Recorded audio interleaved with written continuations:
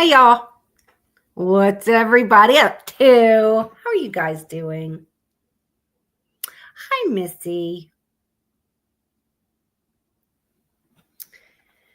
I've had a busy few days. I know I did not go. I did not have my podcast Sunday night because you guys know I had my hi Angie. You guys knew my barn arrived, and it's just been so much going on, and I have been working out there every day. I had that big bunch of tall trees that I know as soon as the wind came through, it was going to knock it on top of my barn. So those are now out of there as of today. I got dirt coming. I'm still, there's my friend Mike. Okay. Y'all, do y'all remember, Angie? I'm not sure if you will. Missy, you will definitely. If you guys remember when Patty was up here and we were ghost hunting in a really creepy old cemetery, and my friend who was on duty, he was on duty in uniform, and he was ghost hunting with us at the cemetery at the time. Y'all remember that story? I remember. Yeah. Well, that is Mike Henry. That is Mike Henry. So welcome, Mike Henry. This is, oh my God, my shoulder. It's his first time, I think, catching my podcast that I've had for over a year. You might have.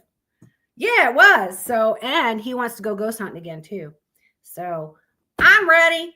And I think I might have him talked into coming on as a guest one night, and we can talk about cop stuff and ghost stuff and play stupid games.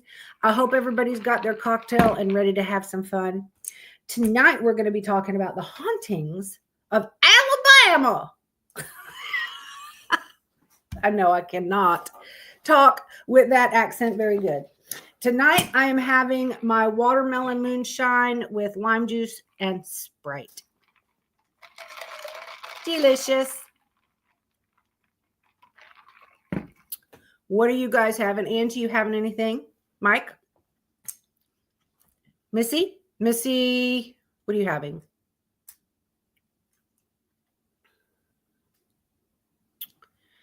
Not sure. Uncle texted earlier. Oh, okay. And said that he's going to try to get here. He is helping his.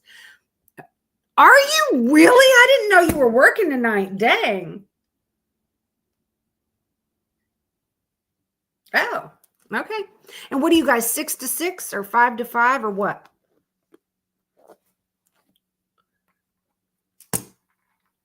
Or is it even 12s? I forgot to ask you that. Anyway,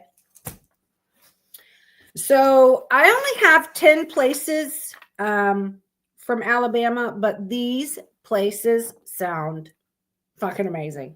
So I really would like to go to a couple of these places and like stay the night. I want to sleep in certain rooms, like this one with the, oh, so you're mid. Okay.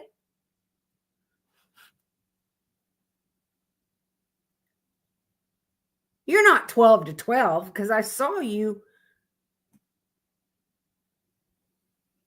What the fuck time did I see you today?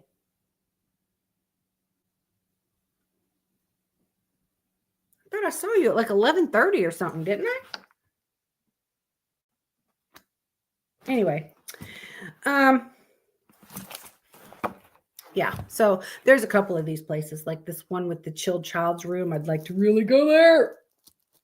So I am going to start on Wednesday. We do 4 to 12.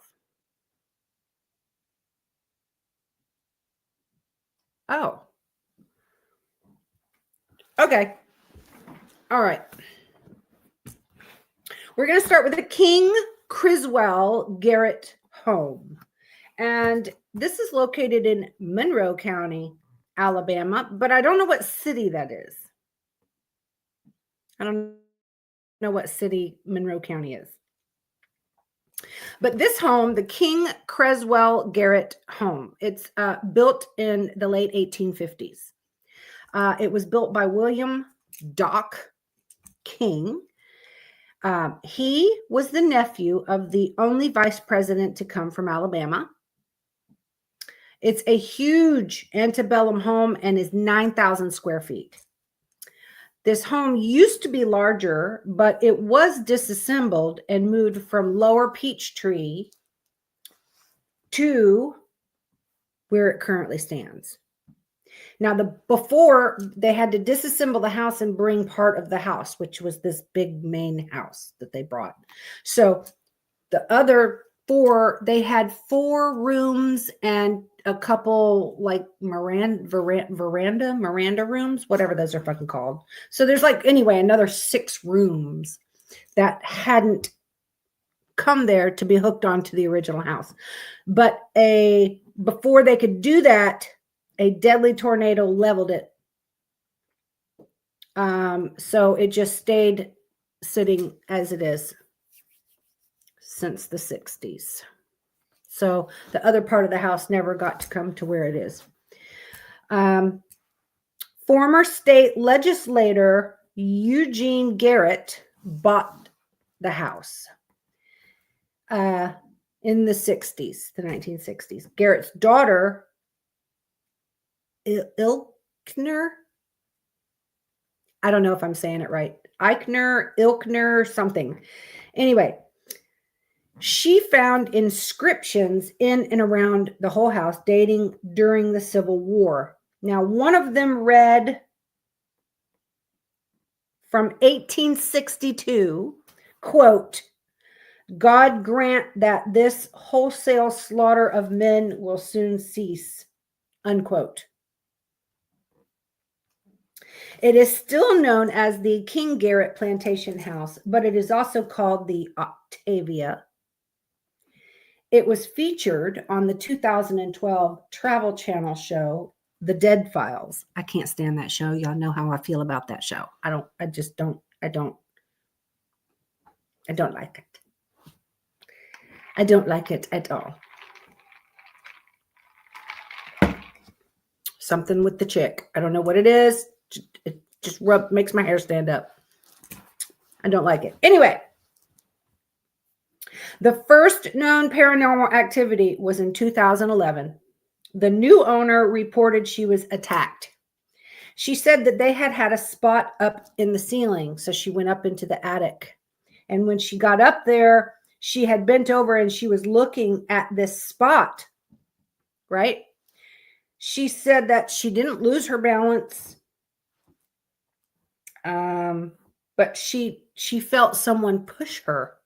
So when she pushed, she went through and the floor gave and she fell 2 stories. And it caused her serious injuries. It didn't say what the injuries were. It just said it caused serious injuries. Now, in 2012, the episode on The Dead Files was called A Widow's Rage. Now, the owner, the one that got pushed and injured, she's like, she doesn't believe in ghosts. She will swear that the house is not haunted, but she said that somebody must have been hiding out up there to push her. But now the Dead Files in 2012, the lady from Dead Files told her that there are spirits from the spirits. There are spirits there, and they are the former residents. The owner was shocked.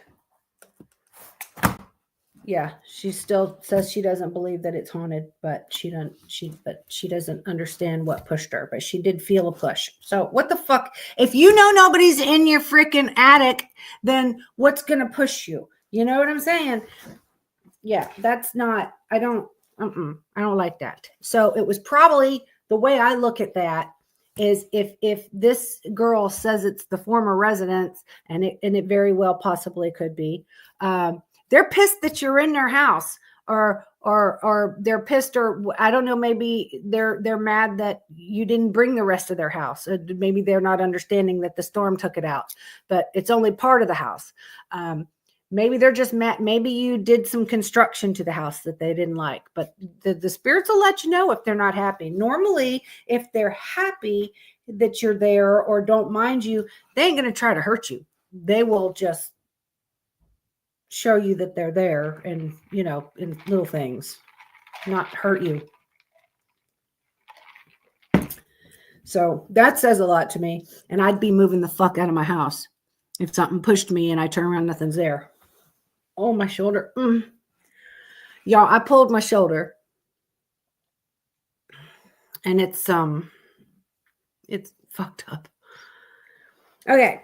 The next one, number 2, is the USS Alabama BB-60. Now, when I was driving to Louisiana, when we were going up there to ghost hunt at the Myrtles plantation, I remember we drove by this ship, and I said that I would like to go back there.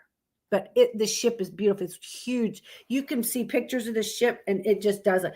Like, if you see it in person, it's freaking huge. Huge.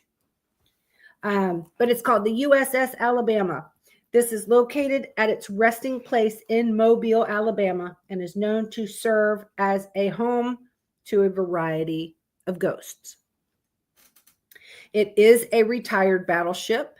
It was the 4th and final member of the South Dakota class of fast battleships built for the U.S. Navy in the 1940s.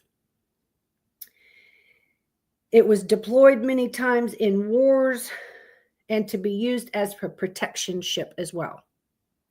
Once it was retired, a campaign to save it took place and was won. So it is now a museum in the Mobile Bay, and that's where we saw it. And it just stays permanently docked there.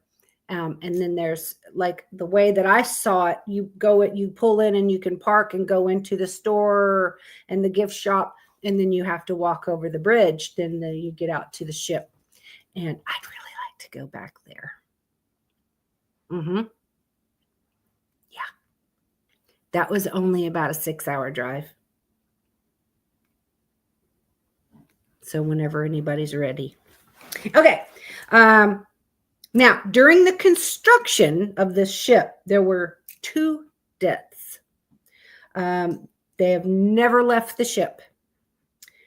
So there were only 2 documented deaths during the construction, the workers.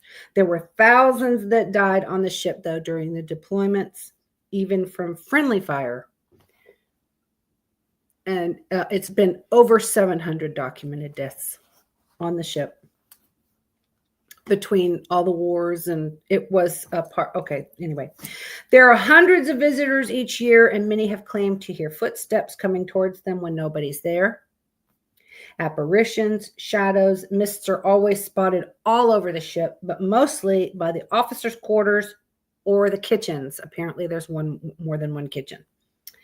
People hear popping noises as if the weapons were going off, and tapping noises around the steel hatches as if someone was trapped in there. So I don't know if maybe at one time that held like a little jail.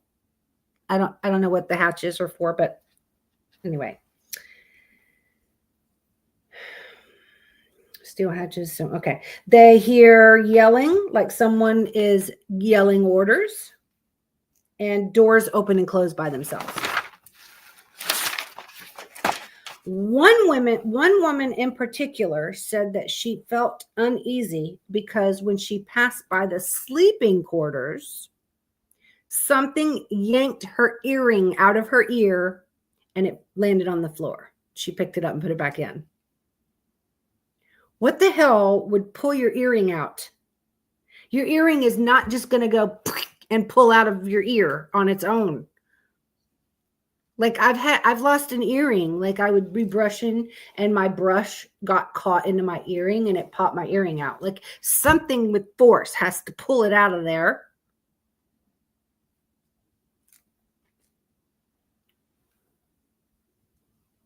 That would be kind of freaky.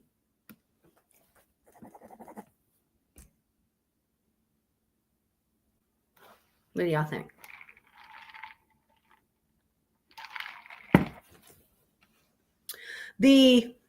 Excuse me, number 3, It doesn't say. It didn't say. It just said that when she passed by the sleeping quarters, something yanked her earring out of her ear and it fell to the floor.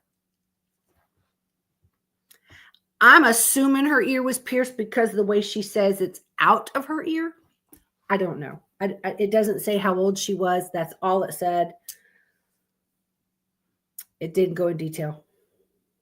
Because clip earrings, they could just fall off. They just, they just slide off. So I don't know. I have no idea. But if it was a pierced earring, like something's got to pull that back, or like my hoop here. I have a hoop and it clips. It still pops in the back. Like something's got to unpop that or unclip it for it to be yanked out of my ear. So that's, I don't know. Anyway, so number 3, this fucking shoulder. The Boyington tree. And this is in Mobile as well. Boyington. Now, a 19-year-old Connecticut native, Charles Boyington, moved to Mobile in 1833 and was a printer by trade. He leased a room at a local boarding house, and he roomed with another man named Nathaniel Frost. Now, only months later, Frost was discovered stabbed to death in a nearby Church Street graveyard. It was said that Boyington was the last person to see Frost alive. It was later shown that Frost owed Boyington some money, so that established a motive for murder. Now, Boyington was arrested and charged with murder and went to trial. He always denied the action. He always maintained his innocence. And despite all of that, he was convicted and sentenced to death by hanging. It was only circumstantial evidence shown, and the trial was presented to an unqualified jury. Now,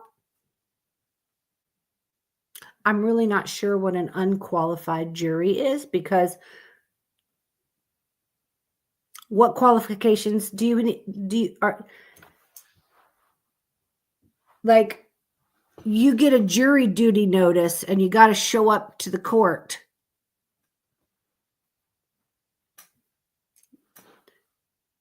Everyone gets jury duty notices.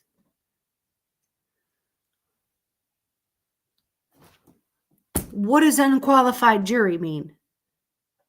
Can someone explain that? In the 1800s, what's an unqualified? I'm just curious, because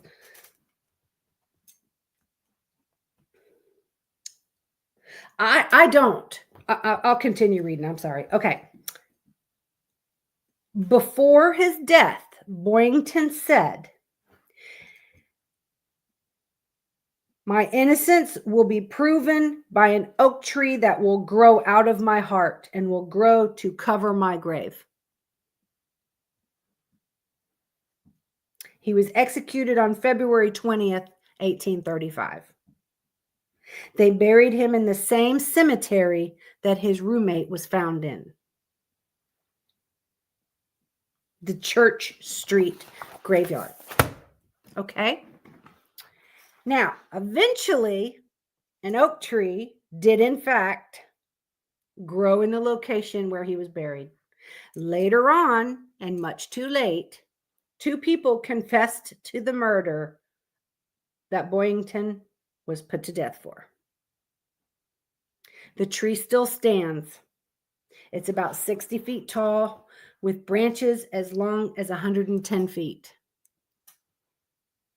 People claim to hear crying and whispering around the tree, and people have said they see a spirit under the tree, sometimes sitting and sometimes hanging. Hello, Justin. I don't get jury duty notice because I'm exempt from serving on duty. Well, like me and Mike, or Mike Henry, we're exempt as well because we're law enforcement. So if we get it, we just check law enforcement, we send it off, and then we don't get it anymore. So we don't have to serve either. But I believe you've told us, so I understand why you would be exempt as well.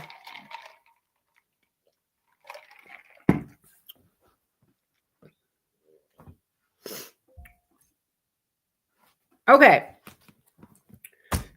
See, now this is one of the places I would like to go. I want to go there and see the tree.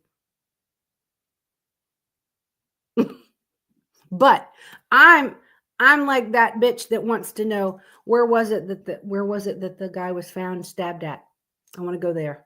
Take me to where he was stabbed at. I want to go to the death site, and then I want to go to the grave. So I'm just that crazy one that wants to know all about that. But that could be the cop in me too, that I'm just so used to being around and taking reports of crazy shit. And, I mean, I don't know. To be cops as long as we were, we have kind of sick sense of humors. Anywho, we're going to move on to number 4. It's the old Cahaba.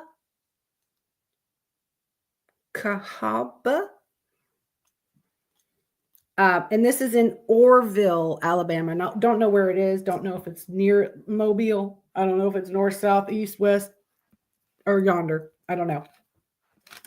So this is Alabama's most famous ghost town. In 1819, this town was carved out of the wilderness to be the state's first capital. Although the state changed its location of the capital in 1826, Cahaba, I think that's how you say it, continued to grow and thrive. It is Cahawba. Cahawba.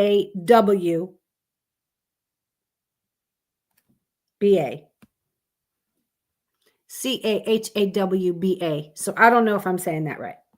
Cahawba, the way Alabamians talk.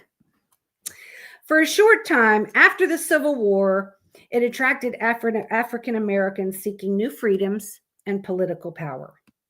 By 1870, however, the population diminished down to just 300. By the turn of the century, most of its buildings were lost to fire, decay, and dismantlement. It's said a young couple was out walking when they still lived there and enjoying the night, and there was just apparently a beautiful walkway through there. And it was behind Colonel Pegg's house. They were found slaughtered, but no witnesses, and it went unsolved. It's said that people can go and walk on this walkway there after dark, and they will see a life-size white ball of light or a large, bright, white mist-like figure. It will follow them. It will move back and forth from either side of the walkway. If people stop, it will come close to them as if it's just looking them up and down, almost like it's, who are you? I'm curious who the hell you are. Are you the one? You know what I mean? It's like they're looking you up and down. When people have reached out to attempt to touch it, it backs off rapidly. Other sounds and entities have been witnessed here as well, but it seems that the ghost Pegs is most frequent and shows itself. Some believe that the figure is one that was murdered and possibly still looking for the person that did that to them, since it went unsolved still. Hi, Terry. What's going on, girl?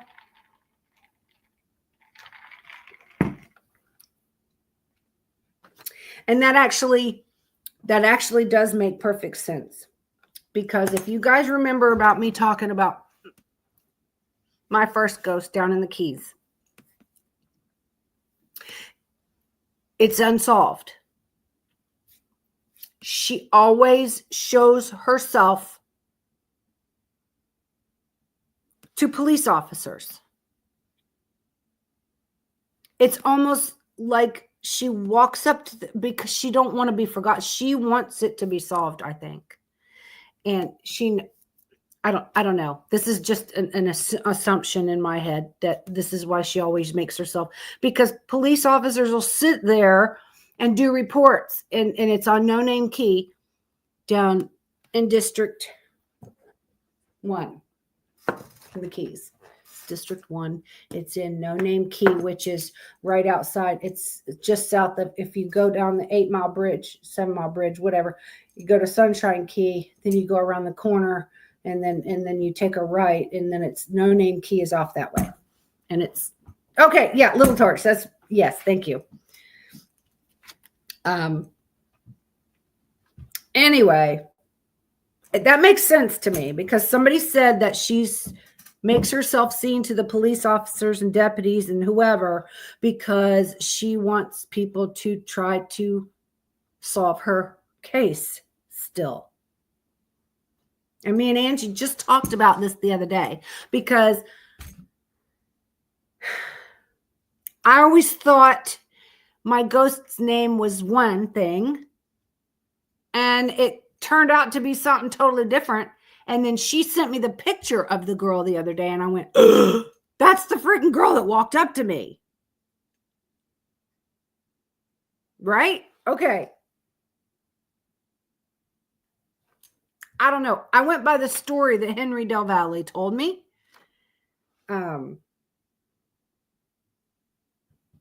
Yeah.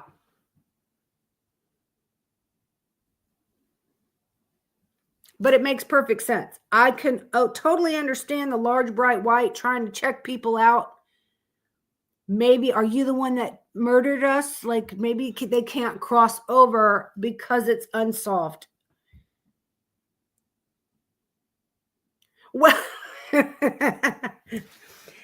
that's true. I mean, she didn't sneak up on me. She literally just walked right up to my car. Like she wasn't hiding. I saw her coming. I got out to talk to her and I was talking to this thing and she wouldn't answer me. And that's when I looked down to try to get her description and noticed her feet hovering fucking 6 inches off the ground. I'm like, what? I tell you what, if any time I ever needed a fucking diaper, it was right then.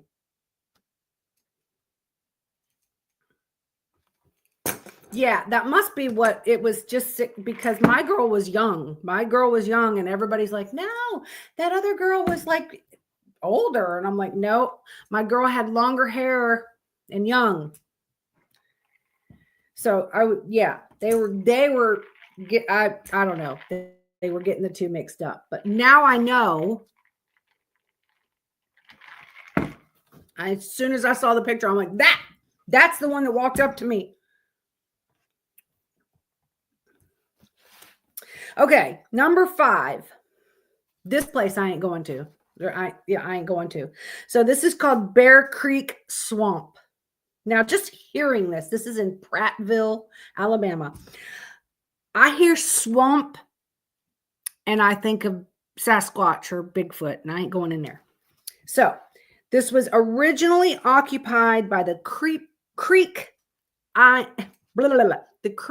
Indian tribe. And it's said that this tribe haunts it. Now, rumors have it phantom vehicles speed through the swamp only to fade into the darkness. Vehicles can't go in there. There's the places they're swamp. They can't drive there. They're going to sink. There is, where the cars can go through there is a 4-foot apparition. And they're said to appear in front of your vehicle and stand there and not let you go. He's trying to stop you, like he's wanting your attention. He just stands there in front of your vehicle. And then it will turn into an orb of light and poof, disappear. I wrote what I read. A more disturbing rumor tells of a mother looking for her lost child. But if you say, we have your baby 3 times, she will attack them or the car or whatever I ain't doing that. I don't do that. You know what that reminds me of? What's that shit? Now, where's my Gen Xers? Where's my people? Okay. What is that thing where you stand in the mirror and you're supposed to stand in there and you say something 3 times? I ain't saying it. I know what you're supposed to say, but you know what I'm talking about, where you say it 3 times and this bitch is supposed to arrive in your mirror. That's what that reminds me of. I ain't doing that. I don't sit there and try to get evil things to happen. I'm not doing that shit. I like nice and friendly spirits that will tell you their story and what happened to them. And our goal is to learn, not piss them off. I don't know. So locals that have grown up there have expressed a sense of uneasiness when they're in the swamp. They say you can feel like something is trying to pull them down. Now, locals there that live there say that you do not go to the swamp alone. And I ain't going there at all, alone or with a group of people. I ain't going to the swamp. So we're going to we're going to all together miss number 5. Because that ain't happening. If y'all go, y'all just let me know how it turned out, if you're able. Oh, God damn, my shoulder. My shoulder hurts, y'all. Okay, number 6 is Fort Morgan. This is in Baldwin County. Now, it's also known as Fort Bowyer, Bowyer. Yeah, I don't like that. Nope. This fort was built in 1834 and played a crucial role in the Civil War, especially in the Battle of the Mobile Bay in August 1864. This is in Mobile as well. It was guarding the entrance to the bay and provided a key defense position for the Confederacy. Its star-shaped design allowed defenders to fire on approaching enemy ships. The fort was also active during the Spanish-American War, World War I, and World War II. After the Civil War, it was used as a base for Renaissance raids and staging area for the Battle of Spanish Fort and Battle of Fort Blakely. It is now a National Historic Landmark visited by thousands every year. Every year, people say they can see and hear the spirits of old soldiers. It's said that the most haunted spot to see spirits is at the old barracks. A prisoner hung himself in the barracks in the early 1900s.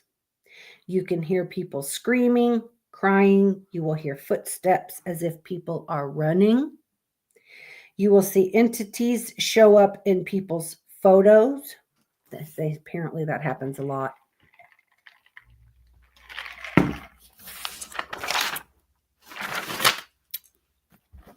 Now, I believed at this point. So I didn't believe in ghosts. You guys, okay, you guys have heard this. I did not believe in ghosts or spirits or nothing until that ghost walked up to me in the Keys. Like I said, if I ever needed a diaper on duty, that would have been the night.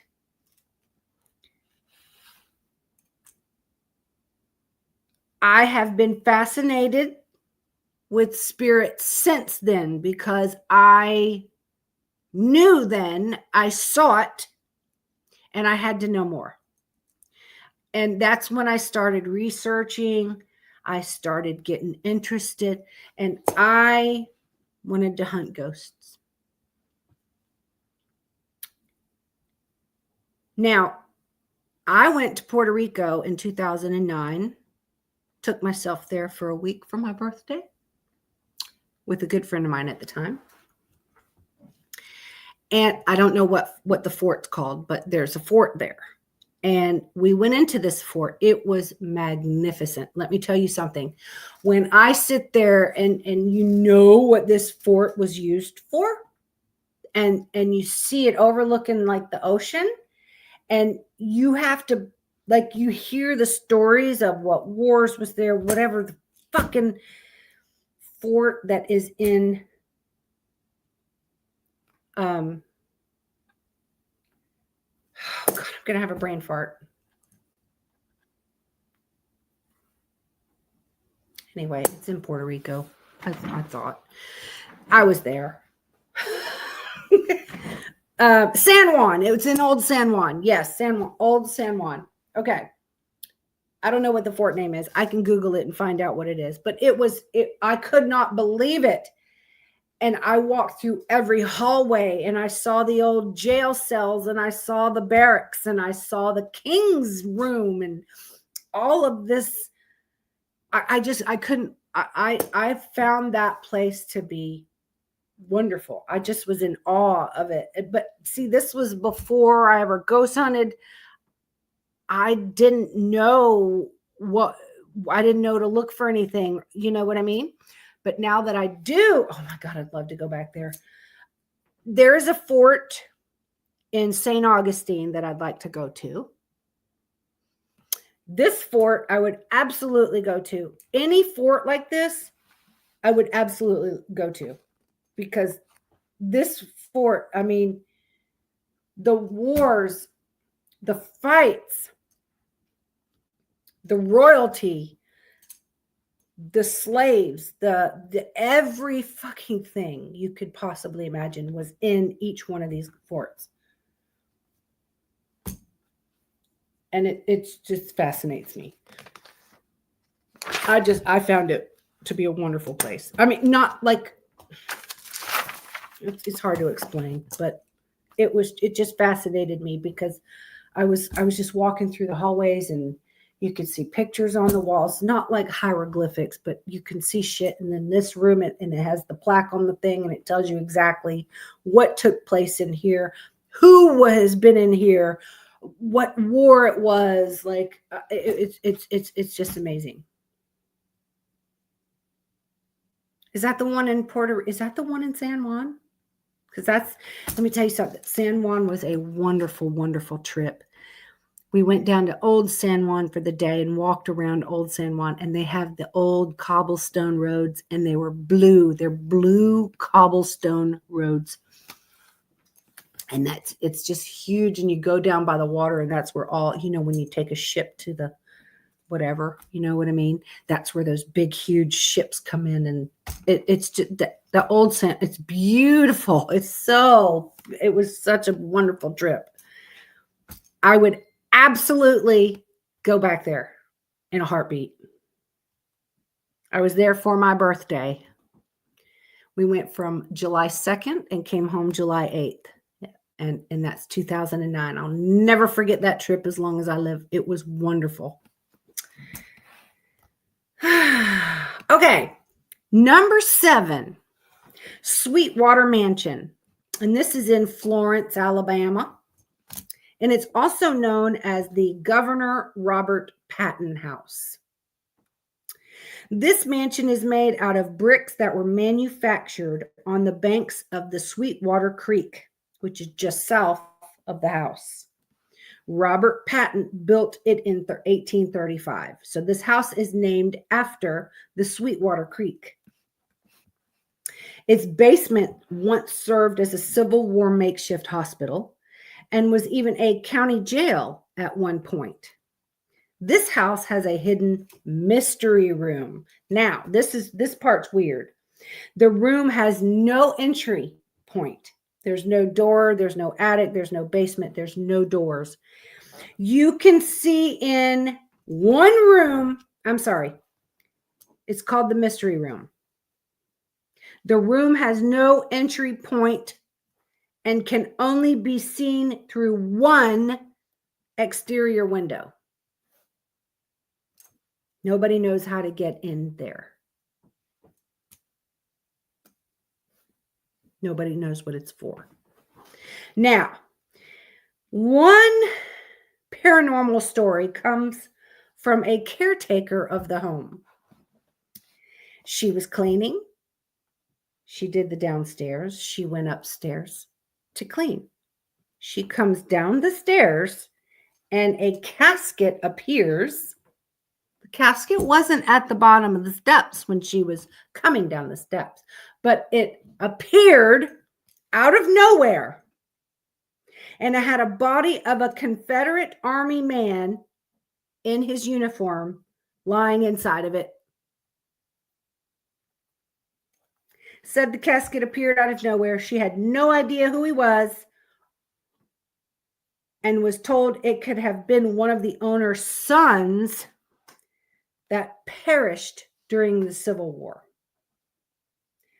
But that funeral had already taken place, and he was already at his resting place on the property.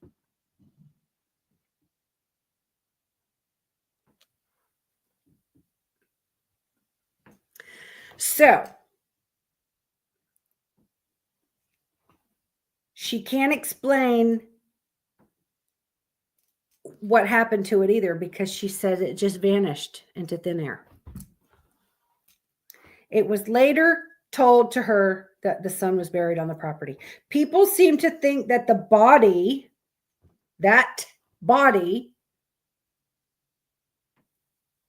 is buried in that mystery room. They seem to think maybe that mystery room is where the son was placed as his resting place, like a tomb. It's told the doors lock themselves behind female visitors and female staff members. Female only. It leaves them afraid and unable to get out. Now, some believe that this ghost's name is Billy. Billy is the son that was in the casket that's possibly buried in the mystery room. Apparently, he likes to play tricks on the girlies. After a while, the doors will unlock themselves and he lets them out. His name is Billy Patton. There's an unknown male entity that is dressed in a Confederate uniform and who patrols the front area of the property. The doors open, the windows will open and close. The ceiling tiles have been known to dislodge and fly across the room. And children can be heard all across the house. And there's no kids in the house. I want to go there. I'd go there. I would absolutely go there. I don't know where Florence is, but I'd go there. Yeah. Y'all know y'all would. Yeah, you know. Number 8. The Drish House. Drish. This is in Tuscaloosa. I don't know if I'd quit that job. That would just made me curious to know more. Okay, this is in Tuscaloosa, the Drish House. This was built in the 1830s by Dr. John Drish, a physician, and his wife, Sarah. It was their home for 50 years. In 1867, Dr. Drish tragically fell down the stairs while he was drunk. His wife was devastated. She held a wake for him in that tower that stands today. She kept the candles that was used at his funeral and told that she would like them used at her funeral. She wanted them to be used and lit for her, since it was, the ones used for him. Okay. Their funeral in hopes they would be used at her funeral. A year later, she was so overwhelmed with the loss of her husband. She jumped from the same tower. At her funeral, the candles were not used nor lit. Now, it's been said that you can see candles burning inside the house from the outside. Visitors and passerbys reported they see a female in the window and wandering the halls. They feel she is searching for peace. People say you can hear footsteps all throughout the house, crying, talking. Sometimes you'll hear music as if someone's having like a dance party. There are sudden drops in temperature and objects move to different places. It has been marked a cultural landmark in Tuscaloosa and attracts people from all over, known as a popular ghost hunting location. So I would go there. Me, me, me, me. Me, me, me, me, me, me, me, me. I want to go. I want to go. I want to go. I want to see the tower. I want to go. Number 9, because I've only got 10. Number 9 is called the Sloss Furnace, and it's Sloss. And this is in Birmingham. Colonel James Sloss, one of the founders of Birmingham, decided to build furnaces to create train tracks for his city in 1880. Almost 78,000 square miles of land was given to him for his project. There were 2 types of furnaces, each 59 feet tall and 18 feet wide. In the first year, the furnaces produced 24,000 tons of high-quality iron. In 1886, Sloss was sold to new investors that improved them even more. In 1927, a second Sloss furnace was built. In 1971, it downfalled, and they were both closed due to environment and public health becoming more important. It was donated to the state and turned into a museum.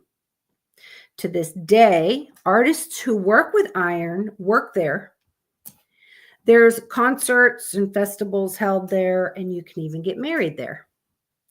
The legend begins with James Slum Wormwood, a foreman on the graveyard shift who wanted to impress his bosses. Now, he would make his workers do dangerous things, resulting in 47 workers losing their lives and countless others who were paralyzed and no longer able to work. He was hated by his workers. In 1906, it was alleged that Wormwood lost his footing at the top of the highest blast furnace and plummeted into a pool of melted iron ore. Slum was reportedly dizzy from the gases he was breathing in, but many believe his workers pushed him. There were no witnesses, and if there were, nobody's talking. After his death, though, his workers complained of an unnatural presence. They claimed to have been approached by a man whose skin was badly burned, and he was shouting at them. The furnace he fell from was named Big Alice. His death was documented as a tragic accident, but he wasn't the only one who fell into the ore. There are 3 more documented cases of 3 workers dying the same way. 3 more workers died the same way, documented. Another death was when a worker sat down to eat his lunch next to a rotating gear. He sat a bit too close and his shirt got caught in the gear. He was pulled so fast and was crushed to death in front of all of his coworkers. People who visit there claim to see entities moving around the furnaces like people are still working there. You can hear "get back to work," quote unquote, being yelled sometimes at night. Ghost hunters frequent the furnaces. One claimed to be hit in the face by an unseen force while in the tunnel by himself, and apparently a handprint was visible for a long time after. Claimed it was the scariest place he'd ever investigated. Zach Bagans, Aaron, and Nick from Ghost Adventures went. Aaron was stung in the eye. They heard footsteps and a ghost was seen wearing blue overalls. Later finding out the workers used to wear those as their uniforms.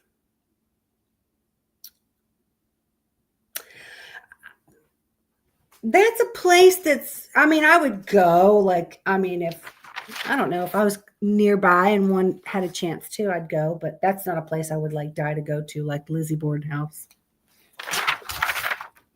I'd go, I'd see, but I don't want to get slapped or stung in the eye by anything. I just don't want to, I don't want to go where somebody's mad, I guarantee if his workers hated him like that, I guarantee they pushed his ass off of there, not realizing he was going to come back and haunt their asses. Now, number 10 is the last one I got. And this is called the Richards DAR House. I don't know what that means. This is also in Mobile. This was built in 1860 by Charles Richards and his wife, Caroline. They had 12 children, with many who did not survive childhood. It remained in their family until 1946, until it was sold. Today, it has been made into a museum. Special events are held along. Excuse me, I'm sorry. Y'all know me and my yawning. Special events are held there along with ghost tours and ghost hunts. Ghost hunters are also frequent here, and they have tons of proof recorded. Investigators one night laid down some marbles in one of the children's rooms. This is what I was talking about earlier. And when they went into the children's room, told them they laid some marbles down on the floor. And they said, if you can move these marbles, you can keep them all. Told them they could play with them.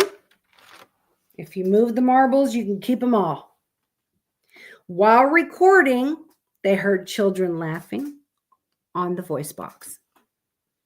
The marbles then moved, and he said they did leave the marbles like they promised that they would. Later that night, they heard a woman screaming as if she was giving childbirth, and then later they found out she had, I don't know how many of the babies were actually born inside. I don't know how old the children were that didn't survive childhood. I know there were at least 2 that were stillborn, but I don't know the ages of the other children, but there was a total of 12 children. So I don't know how many survived, how many passed. It just said an unknown number. Later that night, they heard a woman screaming as if she was giving birth. Another guy walked into a different room, and all of a sudden he got thrown into a coughing fit and almost couldn't breathe. When he left the room, it stopped instantly. He drank some water. When he walked back in the room, he had a coughing fit again. That's crazy. They also caught apparitions in several photos that they took. And I believe that was the Delta Paranormal Project. Now, they are in Alabama. People also claim to see ghosts in the windows from the outside. Visitors and ghost hunters have said they have never gotten anything negative there, and all spirits seem friendly, but they are very curious. So they do apparently show themselves. So that's all that I have. But I would absolutely go to that place too. I would love to go to the kids' room and take them a toy and see if they would play with it and tell them that they could keep it. And there's several. Like Mobile is south. That's like in the very south part of Alabama, and that's only like 6-hour drive for me. And we could just jump on I-10 and head west, and that would be a good time. That would be a good, fun little close by weekend trip. I'm ready. So when whoever's ready, let's go. Hit the fucking ship. We'll do the ship. And I want to go to that place, the Richards house. And I want to go to, the Sweetwater Mansion. I really like to go there too. Oh, and the Drish house. Yeah. See, almost all of these places I want to go to. And they're close by. So I'm ready to take a trip. Who's ready? So that's all I have for Alabama. I believe Alaska is the next state to be covered. And if you guys don't know, I've started the new series where I'm going through every state. We're going to talk about the hauntings in every state. And we did Massachusetts and we did Michigan. So now I'm starting at the A's. And I believe Alaska is next. Now, Sunday, if I had my math correct, is March 31st. So April 1st is just the next day. So I believe Sunday, I'm going to go ahead and do the April horoscopes, since we do the horoscopes every month. So I'll go ahead and get those done. And then the next Wednesday, we will do Alaska. And we'll go from there. And yes, I have seen the Paranormal Activity. I love the movies. I think there is paranormal. I think how many? There were 5 of those, right? Paranormal Activity 4, 5. I think there was. I saw all of them, and I wanted them to keep going, but then they said it was the last one, so I was upset. So I hate it when I get into something, but the Paranormal Activity was it wasn't a true story. I do like true stories, like The Conjuring and the all them scary shit. There's a bunch of ones that were true. The Emily Rose, The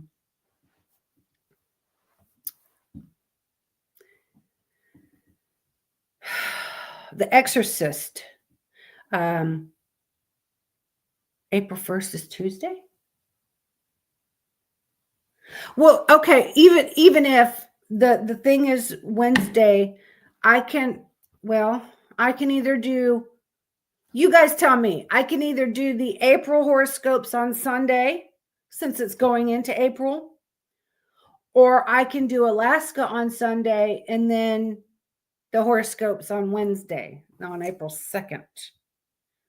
So y'all tell me what order y'all want me to do that in. I mean, it doesn't matter to me. I'm just trying to keep, I can't guarantee on a day with the shit that there's so much stuff going on here daily. There really is. I'm trying to rest my shoulder. I'm really hoping that works, because I don't want to deal with a bad shoulder now, because this hurts. This is not fun right here. This is a whole different kind of pain than I'm used to. I don't like this part at all. I already had this fucking surgery and I'm having the lower back issues. But let me tell y'all, since I got that injection in my lower back, man, my lower back is fantastic. But now, I guarantee I know it was when I do that 4x4. When I went to grab that 4x4 quick and grabbed it the way I did it, it turned my arm like that. I guarantee that's when it messed my arm up.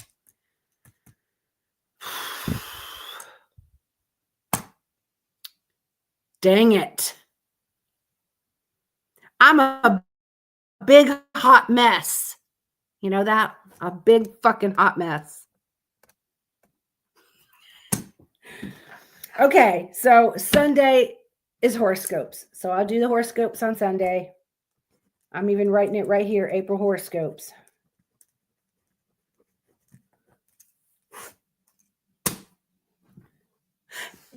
No, I had the splinter before. So I had this big ass splinter. Y'all see the hole? Look at that shit.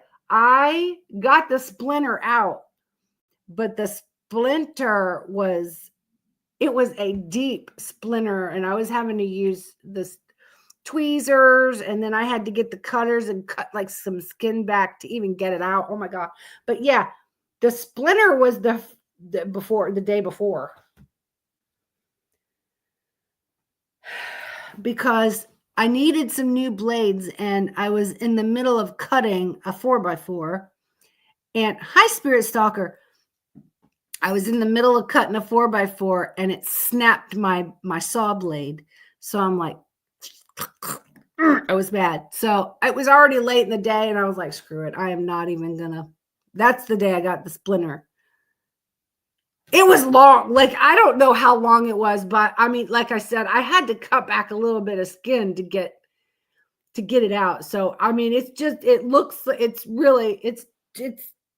hurts still, but I got it out. But y'all, look at, listen, I worked my ass off. This is all scraped.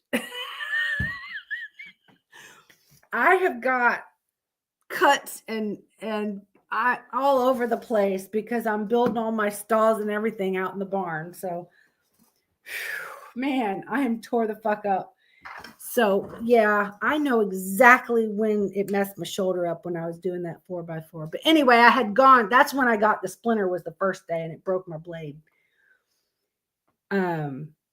Then yesterday I finally went and got new blades, and I finally was in there. And like I said, I had it, you know, what are they called? Where you put the wood up on them and it,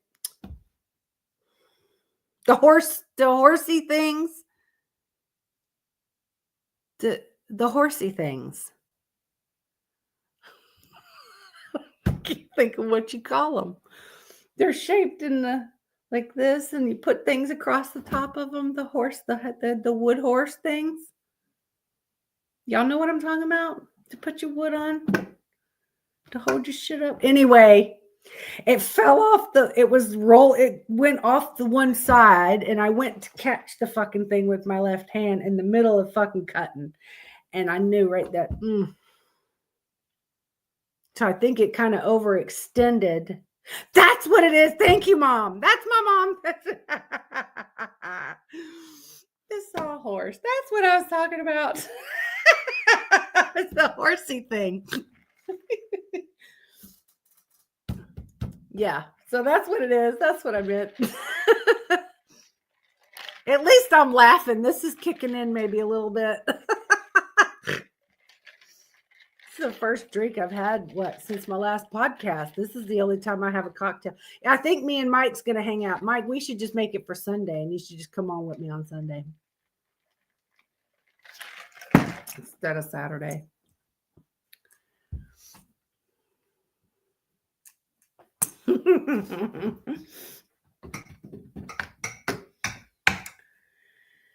So anyway, I'm not going to overwork my shoulder. I do have to rest that. I have to figure out what to do with it. But I am going to be out. I took today off from working. I did have to run into Lowe's. After I saw you, Mike, we had to run to Lowe's.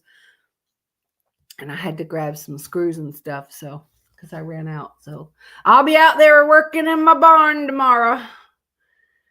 But I will take it easy on my shoulder. I gotta get caught up with some stuff out there. But the inside of the barn is coming along quite nicely. I think I'm gonna be quite happy with it. And I've decided that once I get everything totally built, I'm probably gonna end up painting them. Like they're all gonna be like different colors. Like one will be red and the other one will be pink and teal, and they'll all have colorful barn. They're gonna have a colorful barn. And then I've got some lattice, some wood lattice I'm gonna put up, and then I can paint that. And then I'm gonna have pictures of them, sort of like I have stuff on my walls. My piggies are gonna have stuff on their walls out there for their home too, and they're gonna have a cute little fucking mansion out there. So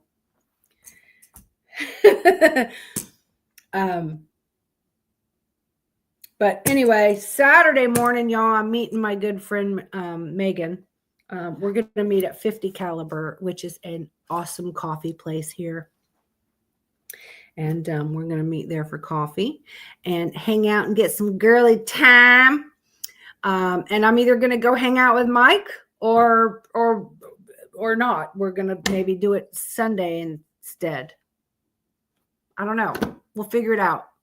I can't take too many days off because I got to get this barn finished. And I have 2 trucks of dirt coming tomorrow. So I'll be out shoveling dirt too. I got 2 dump truck fulls of dirt coming tomorrow. My plumber's still coming this week. My electrician's still coming this week. They came and measured for the ramps to drive in and out of my barn since they had to wait for my barn to get here. Yeah, I got a lot going on here at my place every day. The big trees that were next to my barn is gone. They came first thing this morning. They showed up here at 8 this morning. They were out of here by 10:30. Like, nope, we're done. They're gone. They have me a nice big firewood back there. Nice big pile of firewood. So, what else? Am I forgetting anything?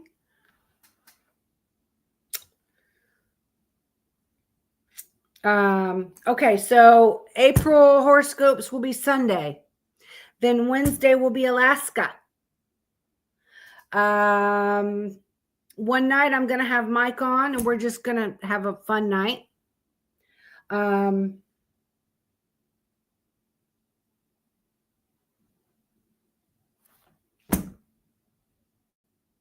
We'll figure it out as time goes by.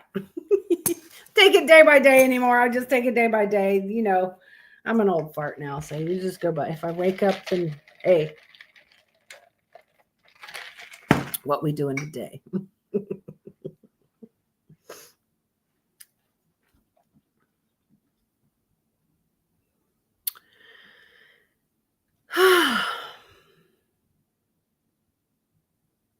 But Mike, 12 to 12, that's still good. You get off at midnight, you're not out, you're not up all night. So that's still actually really good.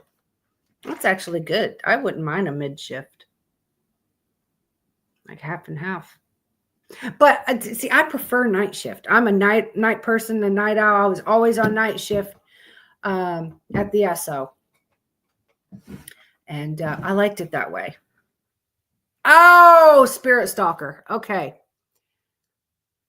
I let you know.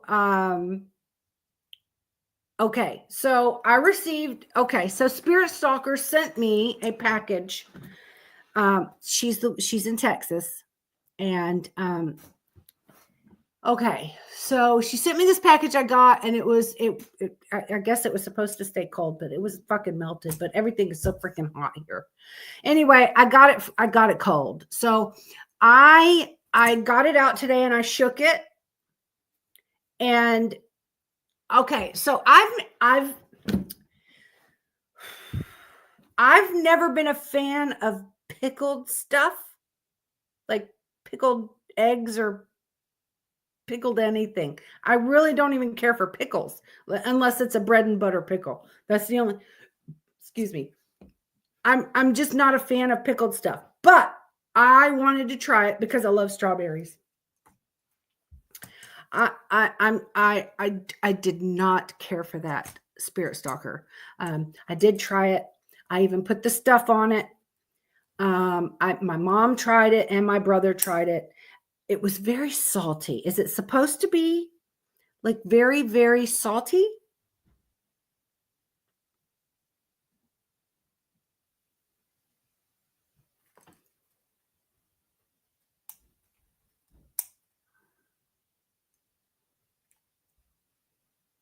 Like I wanted to, I took out, it was a big, one of the big strawberries, and I cut it up into threes, and I had a piece and my mom had a piece and my brother had a piece, and we even put the stuff on it.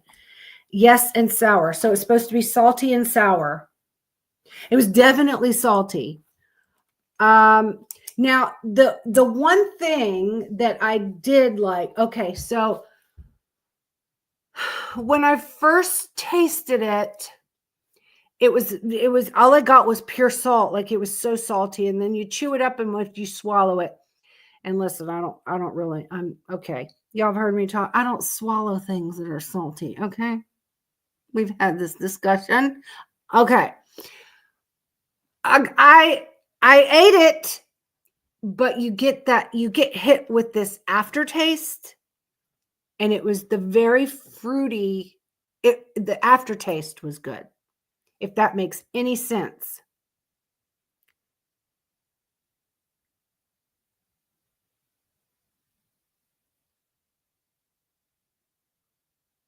And um your gift set.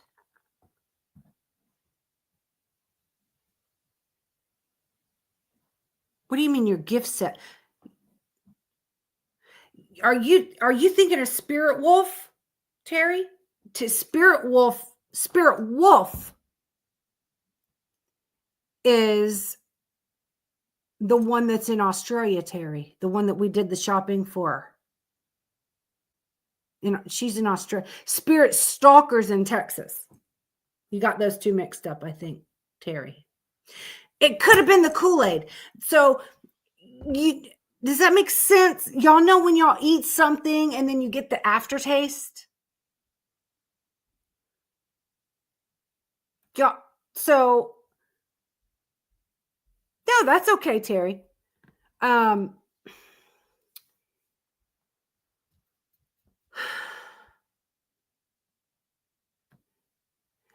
okay.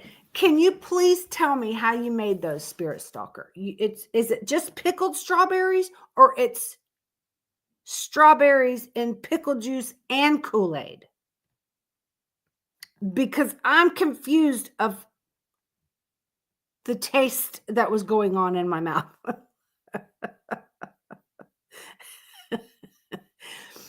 So, yeah.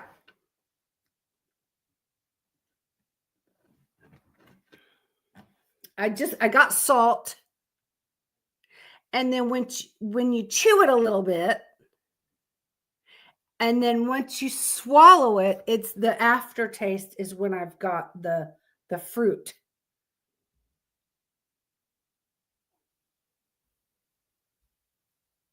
Have you made these before?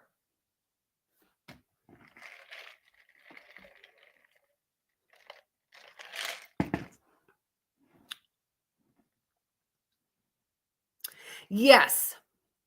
Yeah, I the chamoy that you sent in the bottle. I put that on there like you said to.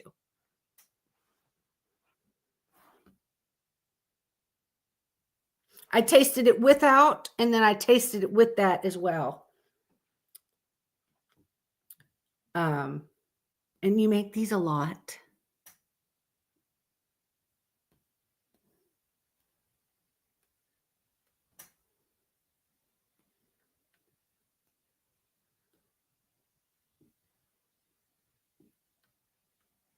Oh, okay.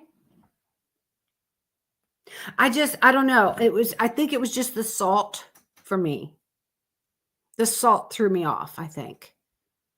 Not that I won't try it again. Like I said, I just have to, I don't know. It's still in the fridge. I have it in the fridge and it's nice and cold now. And I waited until it got nice and cold to try it. But I definitely got the salt and then I got the sour. It was salty. And then when it gets sour, when you get, Missy, you're the fucking shit.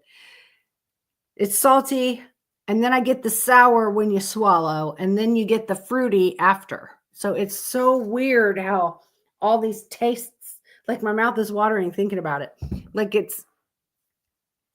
you get all of these tastes one after another, like right in your mouth. And you're like, whoa, that it's a lot.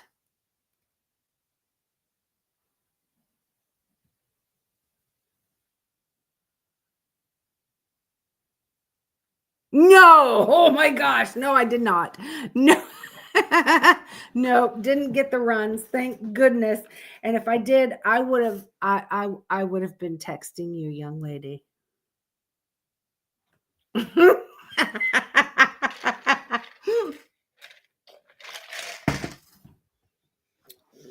If I would have got the runs because of you, Spirit Stalker, my ass would be texting you while I was having the runs.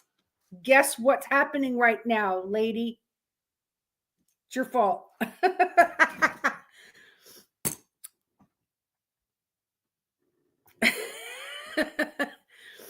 Anyway, so yes, Sunday night we will do have the April horoscopes, and we might even get lucky enough to have Mike come on with us on Sunday, and he can.